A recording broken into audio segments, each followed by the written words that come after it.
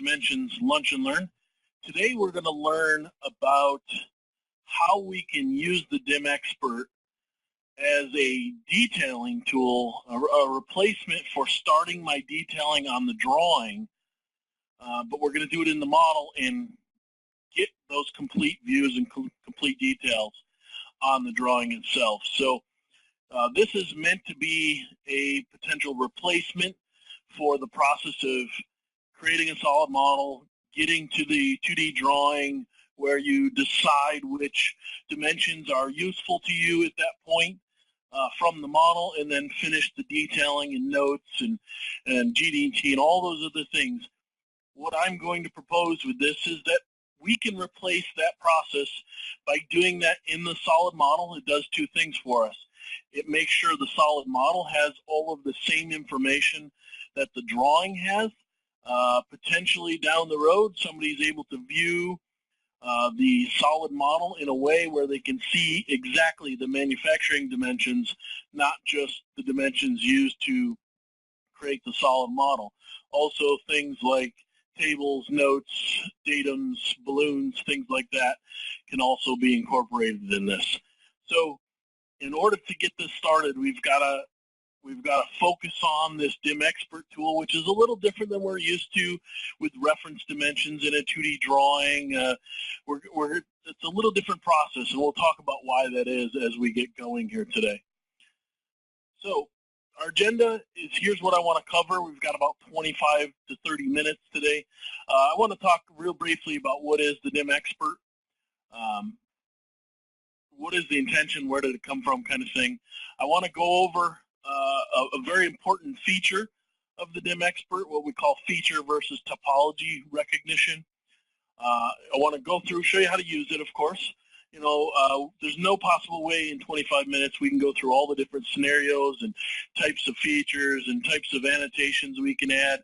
I want to build a basis for you to get started and to get going on that. And obviously you can use our support teams and CADimensions to you know, bridge that gap for any information that you may not be very comfortable with after the fact. So we'll go over using DIMXpert. I want to go over something we call the feature selector and feature types. I want to focus on that a little bit. And then to close it all up, we do all this upfront work. How do we get this into a drawing where we would typically do it in the drawing? We're going to do it in the solid model. So let's start off with DIMXpert. I know many of you have sat on these lunch and learns before. We've talked about the DIMXpert. I just want to redefine it. This is the SOLIDWORKS tool for applying dimensions and tolerances to the standard. Okay, everything that this tool does, all the checks, the automation is all built so that the dimensions and the information coming out of it are to adhere to both the 1441 and the ISO standard. Okay. This tool works through something called recognition. Now, recognition comes in two different flavors from the DIMXpert. Yes, it does read model features. There is model feature recognition. So if it's a SOLIDWORKS-based model and you've got patterns and things like that, okay, it's able to read some of that information. But a majority of what it does is through something called topology recognition. The whole idea here is we're going to let the software help us define the dimensions necessary. There will be some manual interaction. You will have to make some selections on the model and add some of the things that are required manually, but the tool is built with some automation within it. Let's talk more about this feature recognition, and I'm going to show you this live, and we'll talk through it a little bit. So the whole idea is really, you know, many of you have probably used FeatureWorks from SOLIDWORKS. You know, it's able to look at a model and recognize features and put some intelligence to it, okay? Now, if it's designed in SOLIDWORKS, things like chamfers, threads, some extrusions, fillets, whole wizard, patterns, these are all recognized. You'll notice it doesn't say cuts, boss extrudes, sweeps, lofts.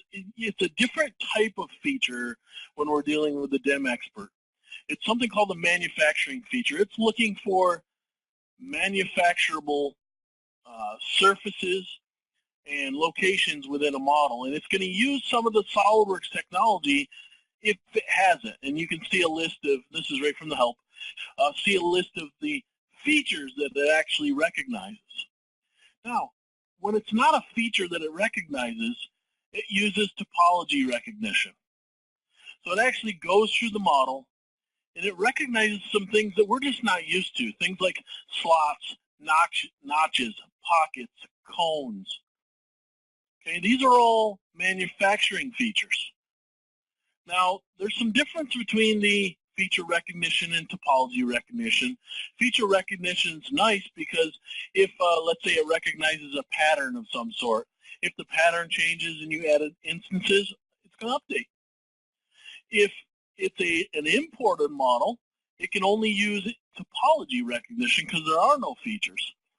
What happens here is when you have a change in pattern, it doesn't update the new instances of the pattern feature. So there is some differences here. If it's a straight up SolidWorks model, you have a lot more updatability, which we're used to. If it's a imported model, it's a little different.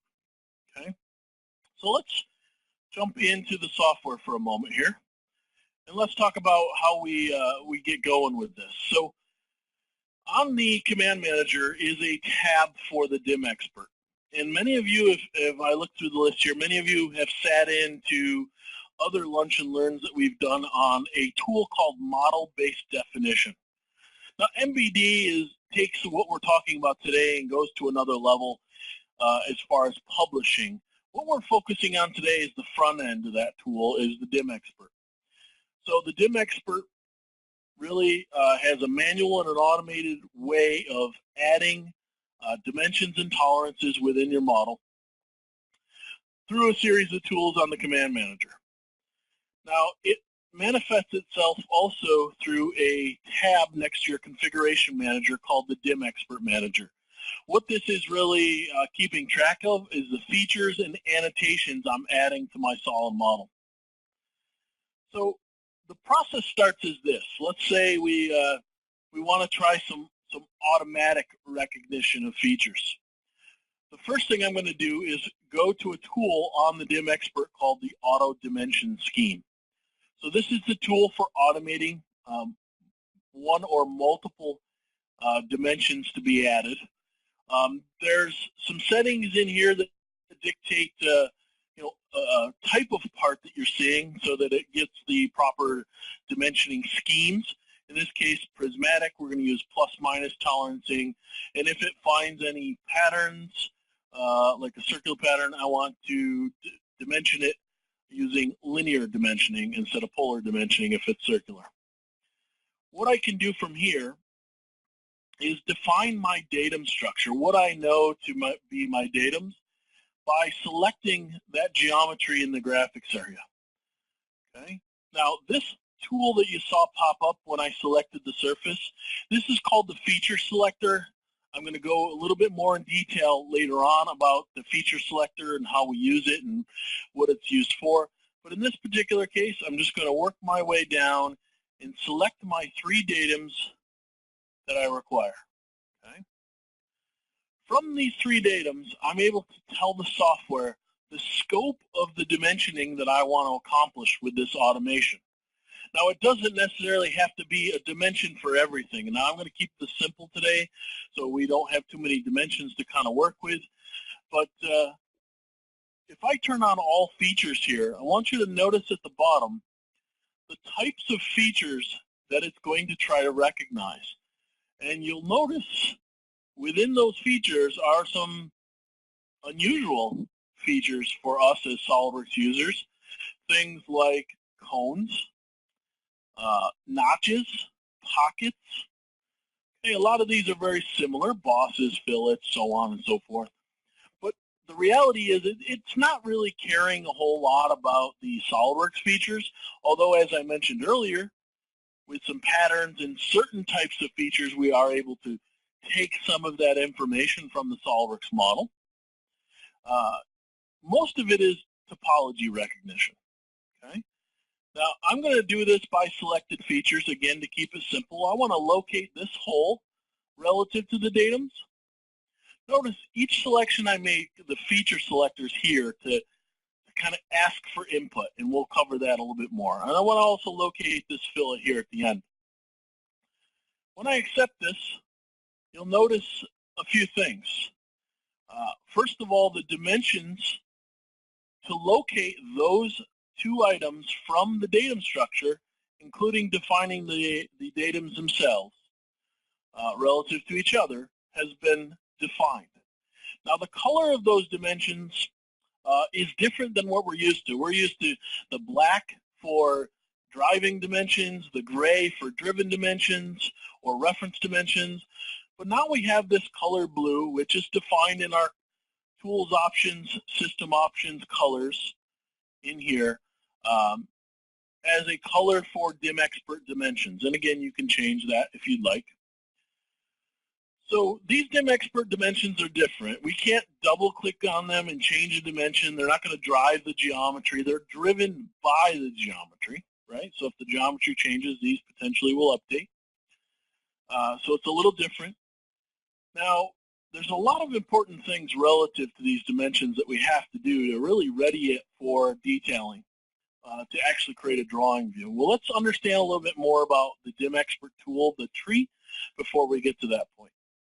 So the DIMXpert Manager, the tab next to your Configuration Manager, is where it's going to organize all of the features it's recognized as well as the annotations.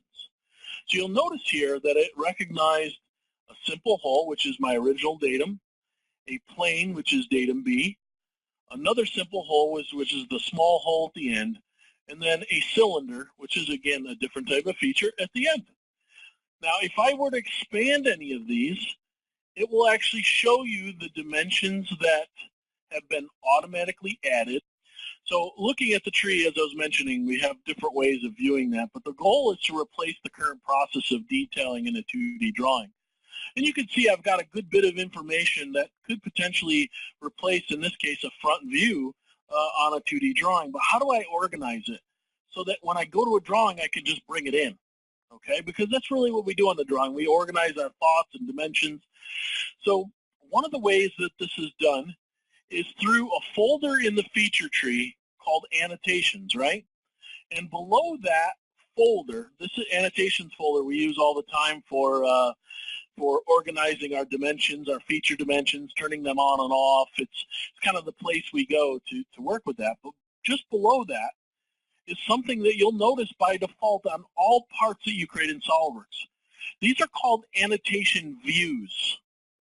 Now, Annotation Views, for the sake of today's conversation, is the same thing as a drawing view, okay?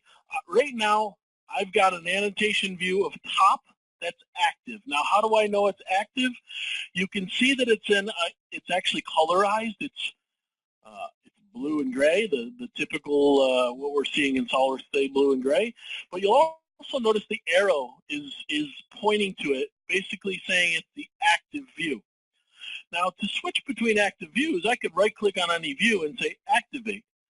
And you'll notice what happened when I switch between the view. Those dimensions that I added disappeared. Why? Because as I'm adding DIMXpert Dimensions, they attach themselves to views, just like we do on a 2D drawing.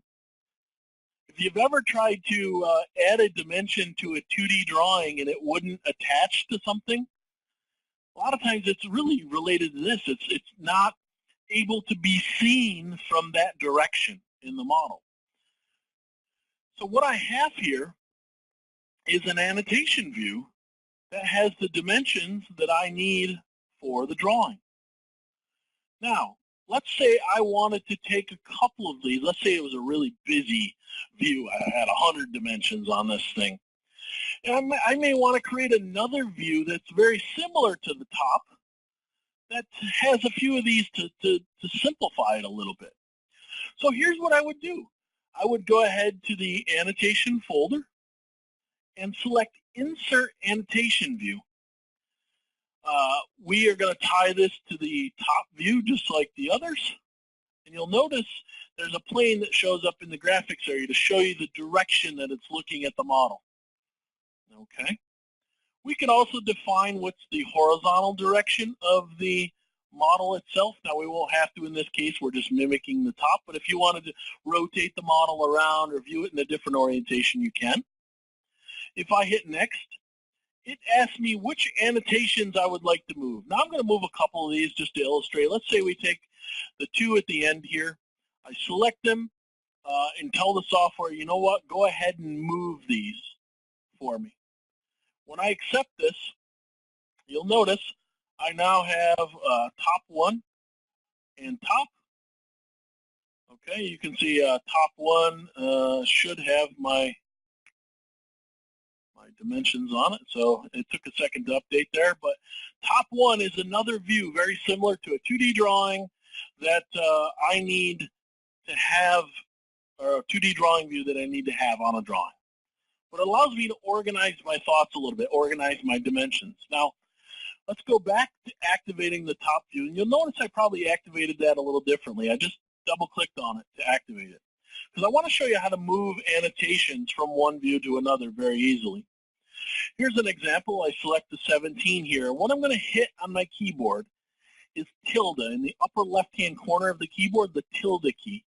If I hit the tilde key, it allows me to select the view that I want to place this annotation on. In this case, I can move it to top one. Now, if you look and I activate top one, you can see that third dimension is there. Now, isn't this really what we do on drawings? So we insert dimensions and we place them on the various views that we want. Instead here, annotation views are the views that we're going to place on the drawing. Okay? Now there's one other step that I need to take in order to ensure that this view is going to come into the drawing. What I'm going to do is come in here and add an annotation, add a view to my view saved orientations inside of SOLIDWORKS. And I'm going to call this the same name. I'm going to call this top one. Okay. And if I now come back and just edit that annotation view, I should be able to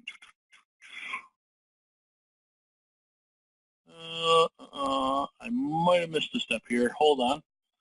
Here's what I'm going to do. I'm going to just delete this for a second. So what I want to do is create that view first, because when I insert the annotation view here, you can see that when I created it initially, it asked me for a view orientation to tie it to.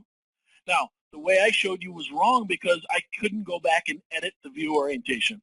Now I can say, you know what, tie it to this view. Okay? And go ahead and I'll just move those annotations that we had before. Also do that. Okay. All right. All right. All right, here we go. So we have now the two annotation views with the varying dimensions on them. So the next step in the process is to talk a little bit about the manual side of the DIMXpert, because I just showed you some automation, and you could automatically add all the dimensions and organize them in the way that we just talked. But the reality is you're probably going to manually define dimensions in a lot of cases. So I just have an example, a simple example here to talk about how we do that. Instead of using the auto dimension scheme and then organizing, we are going to go through and use some tools that are specific to the DIMXpert on the DIMXpert toolbar. One is very much like Smart Dimension, but it's used for adding location dimensions, one for adding size dimensions. Basic dimensions are in here as well, basic size and location. Recognizing pattern features, datums, GD&T, and then the color coding that I showed you earlier, the tolerance status is listed here as well. Now, the manual process is very simple. If I need a location dimension, I can pick surfaces on the model and locate various things, and it's just going to pop up a dimension like you see here. The difference is that you notice that a tolerance now already exists for that dimension. This is a driven dimension. In other words, it's not something that is going to change the model.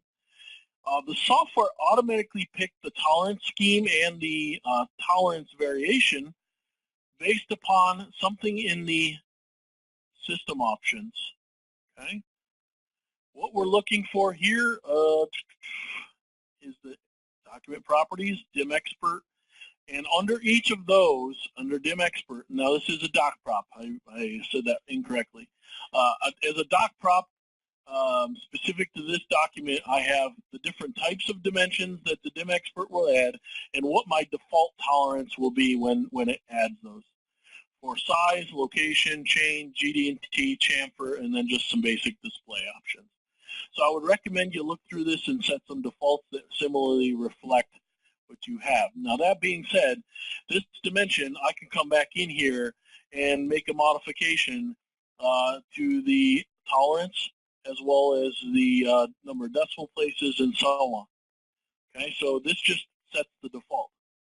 So let me delete that for a second and let's talk about how the manual location and size dimensions are affected by something called the feature selector.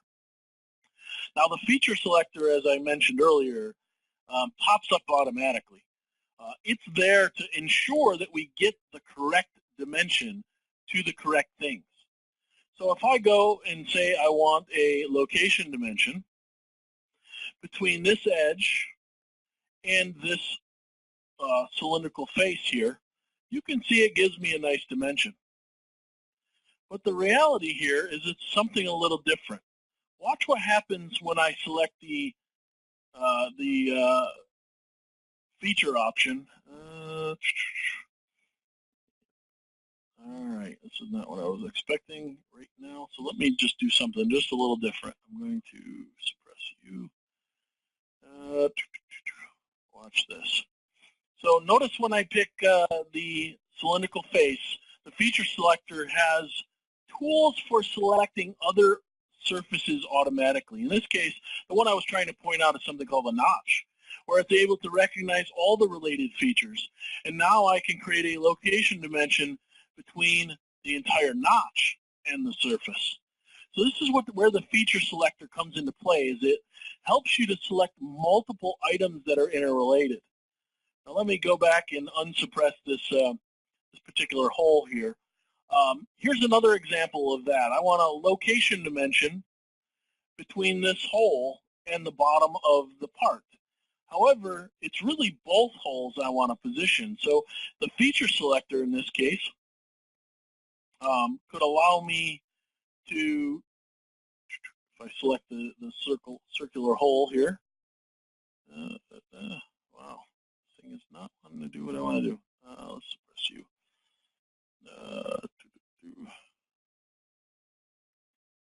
Sorry guys, let's try that again.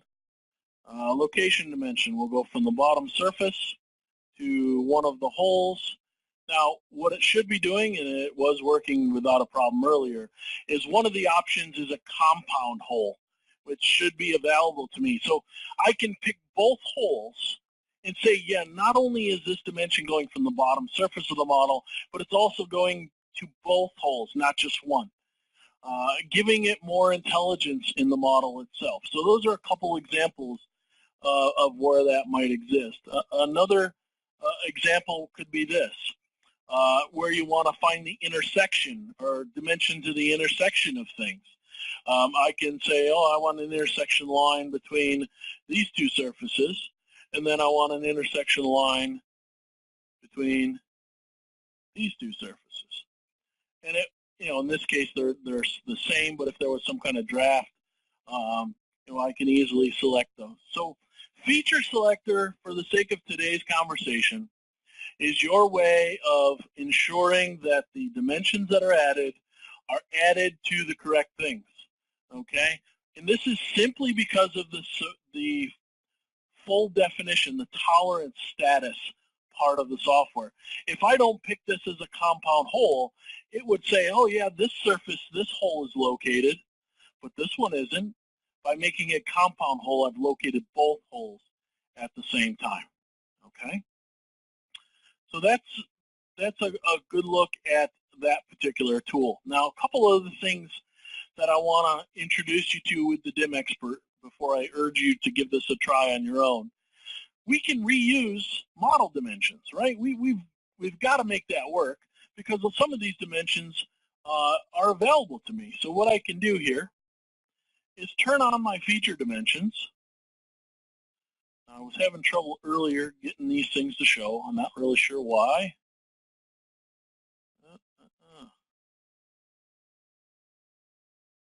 Let's see if I can get it going here.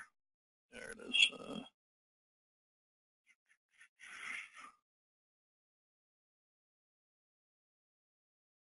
we go. Okay. So turning on the feature dimensions allows me to reuse some of those as well, which again is what we do. We insert the dimensions that we can from the model, and we pick and choose which ones we want to keep.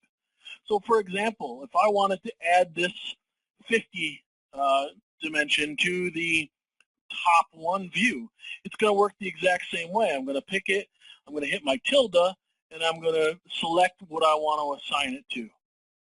Okay. Now, yeah, it just hasn't updated. I got to save the model for this part to update, but if you hit the tilde, it allows me to move those to the other views that are listed. So let's just put this on the top here. We'll move that to the top, and if I activate the top here, okay, I can. The one thing it doesn't do, which is kind of different, it doesn't physically hide it from showing. If I go show feature dimensions, you can see that it still disappears here. It doesn't distinguish that feature dimension from another. So it will still show all of them or none of them as we go through this. But I'll show you when we get to detailing how that's much better. The next thing I want to show you has to do with notes. Now there is a notes area that is active. When I place a note into a model, it's going to be on this notes area that acts a little special. And I'm going to show you how we get those into a drawing as well. So it's the same process, insert annotations, notes. Okay, place it there, copy and paste the note in or type it in. The difference being that the note itself, okay, ends up in a different annotation view called the notes area. And now it's different because in the solid model, we want this thing to act a little different. This thing is going to sit flat to the screen. I'm going to just activate this here. All right, let me show my top.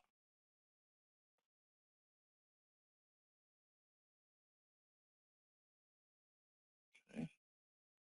It doesn't want to show. Wow. My internet went down, everything went crazy here. Let's just put another note in there. So what should happen with a note is that it will physically sit flat to your screen and it will not rotate relative to your model, okay? So this allows you to take any notes we would typically detail on a drawing, put them in the solid model, and what I'm going to show you next is how we put all this together and bring it to a drawing. Because again, I really think we can detail 100% on the model and reuse it on the drawing. Okay, so let me just save this part for a moment and let's go to that next step of how do we bring in what we've just done. And I know we didn't spend a lot of time on feature recognition and the feature selector and all the different variations. There's a lot to it. Probably 3-4 hours of training to do it. I will take you into maybe the help here for a second. Let me go to the DIMXpert features here. Let's see. So this is just a good look at what I was talking about, the different types of features. And the help is phenomenal for this, of helping you understand cones and cylinders and the different types of features that it's looking for. On top of that, it goes through the feature selector as well, and what the selections are, how complex the selections can get, and the different types. And then the other thing is there are what we call discrete features in here as well. Something we call collections or compound cylinders. I tried to show you that with a compound hole, of how patterns are recognized. These are all different types of features. Doesn't take very long to learn it, but there are many, many different types and ways of using the feature selector. So how do we get to a drawing and finish this process up and talk about how to replace detailing at the drawing level? Well, if I go to the drawing and I look at my view palette, you'll notice that it extracts all the views from the solid model. You'll notice the top view's there, and also the top one view is there. So the views that I have in the model, we're all used to this. We save them, they're here. But notice next to those views, there's an A. That A lets you know that there are annotations attached to that view. Okay? Those annotations are related to the DIMXpert dimensions or any regular dimensions that may be attached. So let's look at this. I moved both a regular dimension and I have a couple DIMXpert dimensions on this top view. At the top of the view palette, you'll notice an option to import annotations. Am I importing the design annotations? These are the black ones that I moved to the views.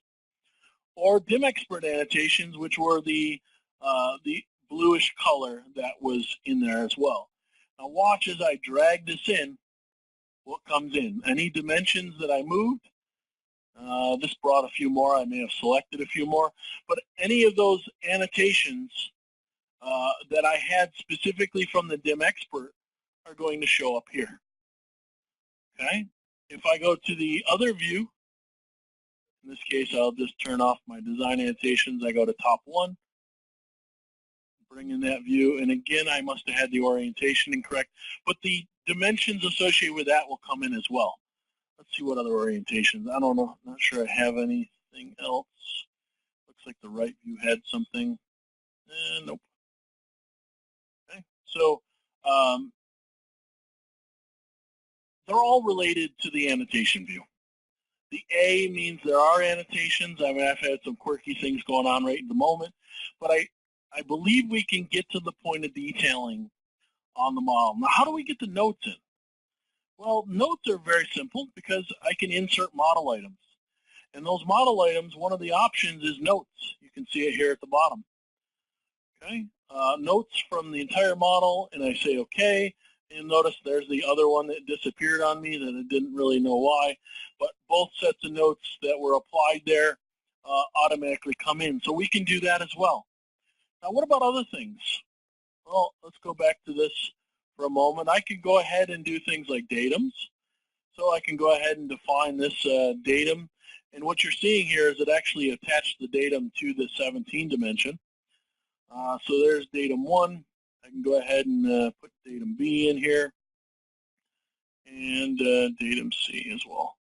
So you'll notice that it's able to place those in there.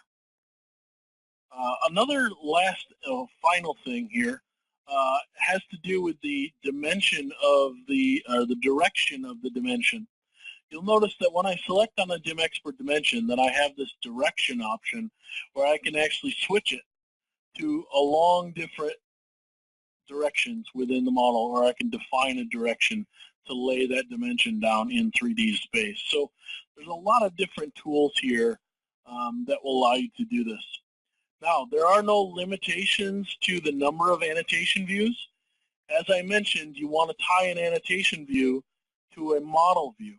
So create the model view first, then create the annotation view tied to it, and then start creating your DIMXpert dimensions and moving them using the tilde key back to the annotation view. And then you can get to the drawing and have these complete drawing views. Now, my recommendation is this. Find a small part you want to start with. There's really no repercussions. It may take you a little more time up front because you're not familiar with it, or you maybe run into some of the things that I'm seeing here. But create that model, create the annotation views, and then create the drawing from it. Okay? It's the same detailing, but you're doing it in the model. Now what will happen is I'll be able to send this model in eDrawings, and eDrawings supports annotation views. So now my annotation views in eDrawings become replacements for the views on a 2D drawing. Or if your shop floor is opening the solid model, they have more information. So there's a lot of downstream benefits to doing this. I hope that even with all the quirkiness today, we were able to at least illustrate that. At this point, I'll take any questions you might have in the question section of GoToWebinar, but I do appreciate you at least taking a half hour here today, looking at what I'm proposing for DIMXpert. We just got to work through and give it a shot. I really think it's a tool that could help replace how we do our drawings today. So I'll look for questions at this point. Don't forget to check us out on YouTube, Twitter, Facebook, and our blog for more great content by clicking on the links in the description below.